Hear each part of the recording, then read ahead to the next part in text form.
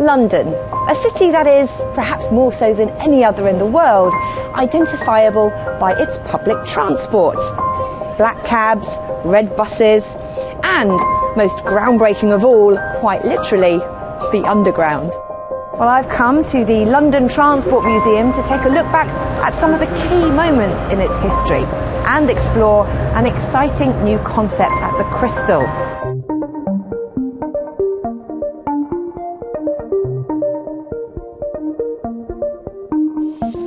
Construction on what would become the world's first underground network began in 1860, and it was a messy and tricky business. Using a pioneering method known as cut and cover, the streets of London were dug up, a rail track laid down, covered with a brick tunnel, and then everything was piled back in and the roads resurfaced. On the 9th of January 1863, the first stretch of London Underground was opened up, the Metropolitan line. It was a 6-kilometre stretch that went from Paddington to Farringdon Street. Now this is the last remaining carriage from that era, and it was of course driven by steam.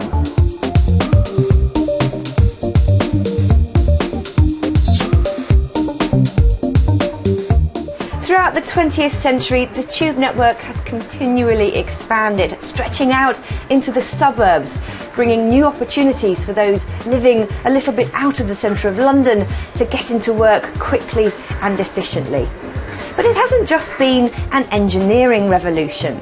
Design has also played a major part, and by the 1930s the now iconic uniformed tube map came into existence, designed by Harry Beck.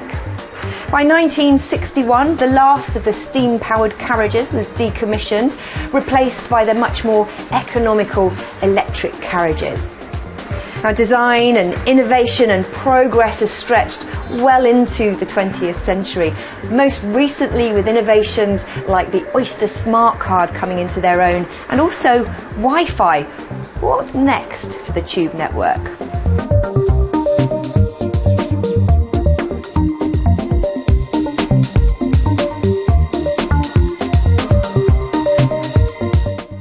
The Crystal exhibition, a life-size concept has been constructed to give us a glimpse at what one possible future of tube travel could be. Ladies and gentlemen, the next train to arrive at the platform is for the future.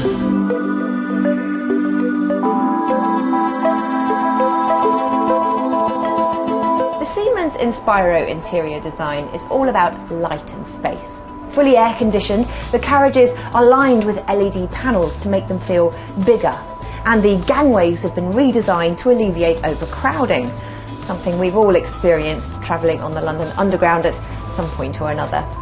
A clever passenger information system also makes it really easy to plan the best route for your journey. It's claimed that concept trains will be 30% more efficient than current trains, saving enough energy to power 30,000 homes a year. They'll also be made almost entirely out of recyclable material, and the carriages will be modular in design, so they can be built to fit any platform length, and the maximum amount of people can get on and off the train. It's amazing to think how far tube travel has come in what is a relatively short amount of time. And London would be unimaginable and probably unmanageable without it.